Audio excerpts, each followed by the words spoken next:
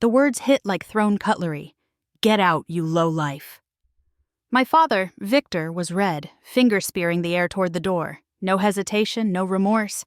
"My name is Riley, and if you're watching this, stay with me."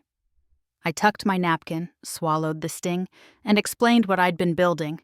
Tech partnerships, real estate syndicates, a platform people only notice once it's everywhere. "You never finished college," Dad snapped. "You play pretend on a laptop," Mom added. Then the line that sears, "You're just pretending to be successful." I looked around the house I once helped repaint, felt the calm that follows a storm, and stood. I pushed in my chair. Purse, keys, breath. "Okay," I said, the smallest word carrying the heaviest load. Their laughter trailed me down the hall like perfume. What they didn't know.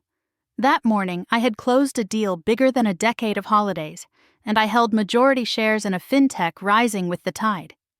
I drove to the place I now called home, where the Atlantic listened better than family ever did. Coffee in hand, I opened my dashboard and watched a constellation of numbers confirm what they denied. I wasn't leaving in shame. I was leaving in silence.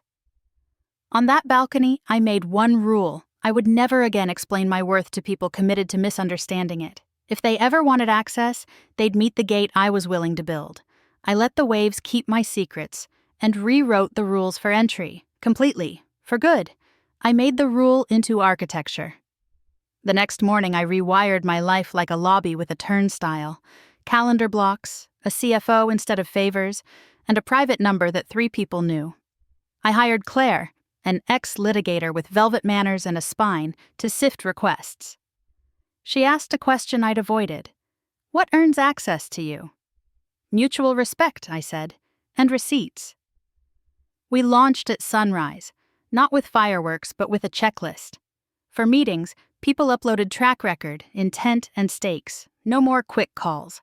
A former classmate who'd ignored me for years wanted intros to my investors. "Happy to review your deck," I wrote, "after you complete the portal." He never did. Meanwhile, the fintech I'd backed crossed a threshold. Our users weren't millions.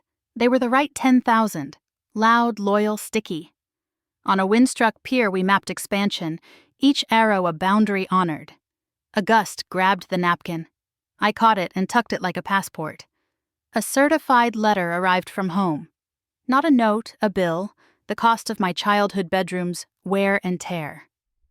I scanned it, felt the old ache, then forwarded it to legal subject line, declined with grace. The boundary worked as designed, and my breathing finally deepened today. I paid only for the years that mattered, my own ahead, not theirs behind. I didn't build the gate to punish anyone. I built it to protect momentum. Weeks later, I stood on a small stage at a founders' forum, the ocean swapped for a velvet curtain and the hush of people taking notes.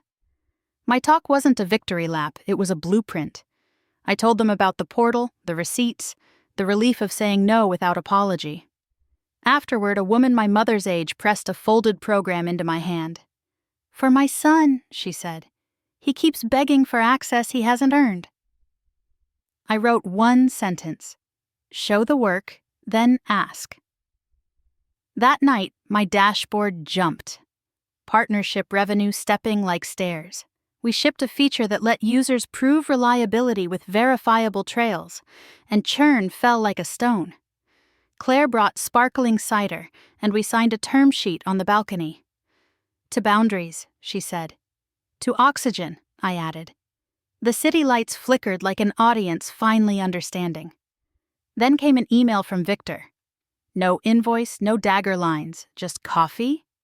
I read it twice, feeling the old bruise, then replied with a link to the visitor form.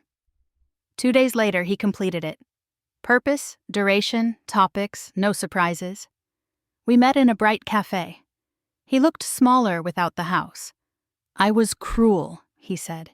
"I confused control with care." "I was complicit," I said. "I kept auditioning for a role I already had." We didn't hug, we didn't fix the past. We agreed on terms. He asked what success feels like now. I told him space to choose and enough silence to hear myself choose again. For the work.